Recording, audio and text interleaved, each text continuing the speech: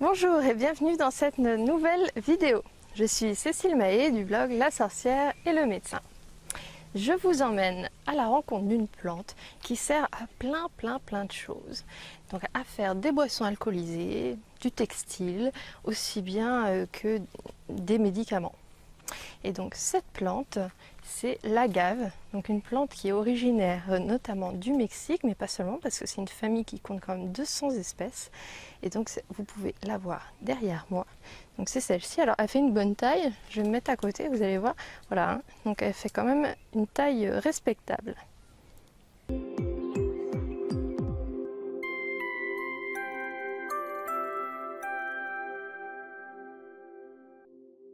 Donc cette plante-là, c'est l'agave.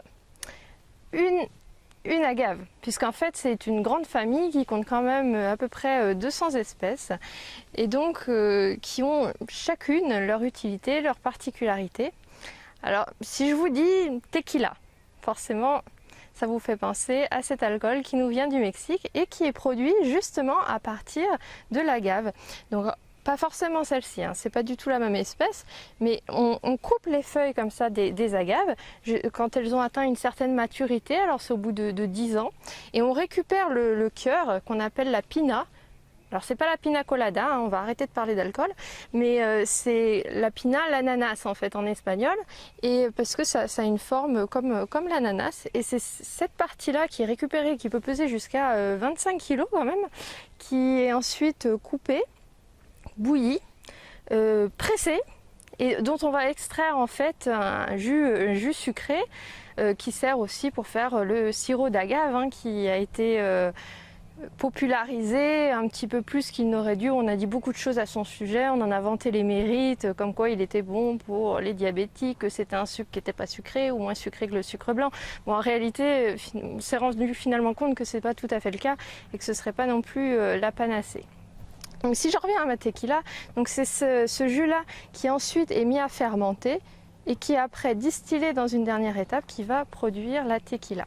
Donc ça c'est à partir d'un certain type d'agave. Alors pour les purs et durs, c'est l'agave bleue et qui pousse dans le village de Tequila. Donc le village d'où est originaire la boisson.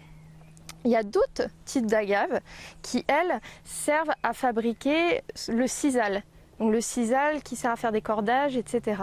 En fait, c'est simplement à partir des feuilles en fait, qui sont décortiquées.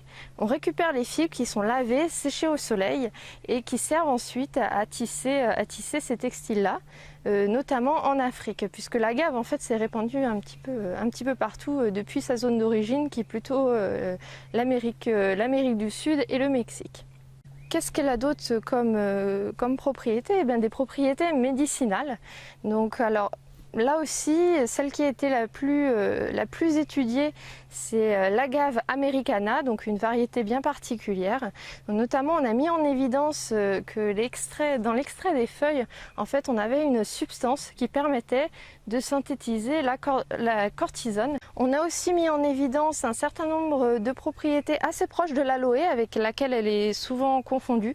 Notamment, le jus des feuilles peut être appliqué sur les petites blessures, les plaies, les coupures, pour accélérer la cicatrisation. Dans certains pays comme la Tanzanie, le jus des feuilles est utilisé comme insecticide, notamment pour lutter contre les termites. Voilà, donc beaucoup d'utilisations, dont un certain nombre ont été cautionnées par la science, donc, notamment l'aspect cortisone, mais pas seulement. En fait, l'agave a aussi permis de mettre au point un médicament contre l'hypertension. C'est vraiment une plante passionnante et même au niveau botanique, elle a des particularités assez exceptionnelles. Donc elle fait partie de ce qu'on appelle les plantes succulentes et elle a cette caractéristique de stocker. Donc vous savez, pour faire la photosynthèse, il faut du CO2 et du soleil. Donc, la photosynthèse qui lui permet de fabriquer sa matière. Et donc elle a la particularité le jour de fermer ses stomates, c'est-à-dire ce qui lui permet de faire les échanges gazeux.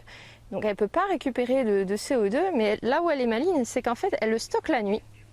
Elle ferme ses stomates le jour, comme ça elle part pas d'eau, et elle fait sa photosynthèse avec le soleil et le CO2 qu'elle a en stock.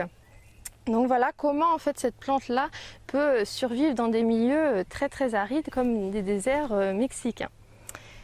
Et puis bon, là on n'aura pas cette chance-là, mais quand elle fleurit, elle donne une hampe florale immense qui peut mesurer jusqu'à 8 mètres de haut. Et souvent, par contre, malheureusement, c'est qu'une fois qu'elle a fleuri, eh bien, elle décède. Voilà, donc quelques petites caractéristiques pour la reconnaître. Donc souvent, elle a à la pointe des feuilles en fait une petite épine. Elle en a aussi sur les côtés. Et puis, alors les différentes espèces se reconnaissent parce que alors elles ont ou pas des épines, elles ont ou pas des liserés jaunes ou de couleur, elles sont plus ou moins grosses, les feuilles vont partir plus ou moins de la base du sol ou être sur un tronc, hein, comme pour le cas du sisal. Voilà, donc il y a vraiment beaucoup d'espèces. Voilà, donc c'est tout pour la gave et je vous dis à bientôt pour une nouvelle vidéo.